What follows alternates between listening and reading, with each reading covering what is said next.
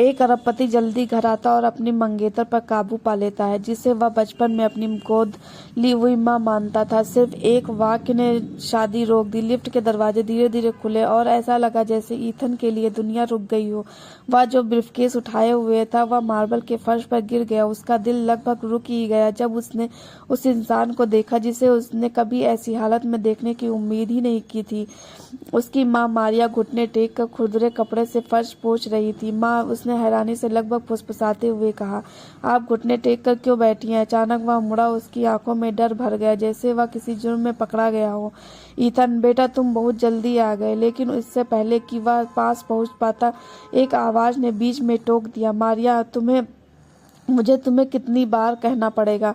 Guest bathroom खत्म करने से पहले ईथन की मंगेतर एवलिन रुक गई, और जब उसने देखा कि ईथन उसे देख रहा है तो उसका टोन बदल गया। उसके चेहरे का कॉन्फिडेंस धीरे धीरे घबराहट में बदल गया। ईथन हनी, तुम इतनी जल्दी क्यों उठ गए? ईथन हिला नहीं, उसकी नज़र तेज थी। मेरी मम्मी फर्श पर क्या कर रही है? एवलिन ने कंधे उचकाए, साफ तौर से पर बहाना ढूंढ रही थी। खैर, उसने अपनी मर्जी से मदद की। मैंने उससे कहा कि उसे रुको। यह सिर्फ एक शब्द था, लेकिन बर्फ जैसा ठंडा था। मारिया खड़ी हो गई, उसके हाथ कांप रहे थे। बेटा, मैं ही चाहती हूँ, शादी महंगी है और मैं बोझ नहीं बनना चाहती। मॉम, ईथन ने धीरे से कहा, लेकिन जब उसे शर्मिंदगी महसूस हुई और उसने एवलिन की तरफ देखा तो उसकी बात कट गई। क्या तुमने मेरी माँ के साथ नौकरानी जैसा बर्ताव किया? एवलिन ने अपनी बाहें क्रॉस कर ली, साफ तौर पर बिना हिले डुले। वह सभ्य नहीं है ईथन, उसे नहीं पता कि हाई क्लास घर में ठीक से कैसे पेश आना है। मैं तो बस उसे गाइड कर रहा था। किसी को तो करना ही पड़ता है गाइड। उस आदमी की आवाज़ नफरत से भरी थी। उससे फर्श साफ करवा कर एवलिन ने मजाक उड़ाया, अरे कम ऑन, ऐसे बर्ताव मत करो जैसे वह तुम्हारी असली माँ हो। उसने तुम्हें अभी अभी गोद लिया है। उसने तुम्हें चैरिटी केस बना दिया है। अब तुम अरबपति हो। अगर वह यहाँ रहना चाहती है तो कम से कम वह मुफ्तखोरी करने के बजाय काम की तो हो सकती है। उस पल पूरी दुनिया ठंडी पड़ गई। ईथन हिला नहीं, मारिया भी कुछ नहीं बोली, लेकिन आंसू धीरे धीरे उसकी गालों पर बह रहे थे। ऐसा लग रहा था कि एयर कंडीशनर भी बंद हो गया था। ईथन धीरे धीरे एवलिन के पास गया। वह चिल्लाया नहीं, उसका दिमाग नहीं खराब हुआ, लेकिन उसके कदम भारी थे, जैसे हर कदम उस औरत के जमीन को झकझोर रहा हो। मेरी माँ, उसने धीरे से कहा, इस दुनिया में अकेली ऐसी इंसान है जिन्होंने मुझे तब प्यार किया जब मेरे पास कुछ भी नहीं था, तब जब मेरे पास पैसा नहीं था, तब जब मेरा कोई नाम भी नहीं था। एवलिन जोर से हंस पड़ी, हिम्मत जुटाने की कोशिश कर रही थी। ड्रामा मत करो, मैं बस एवलिन। ईथन की एक नज़र और औरत पीली पड़ गई। तुमने अभी उस औरत की बेइज्जती की जिसने मेरी जान बचाई। वह औरत जिसने 3 नौकरानियों की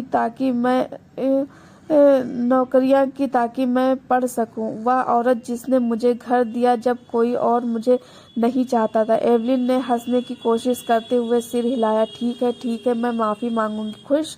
हम 2 हफ्ते में शादी कर रहे हैं ईथन।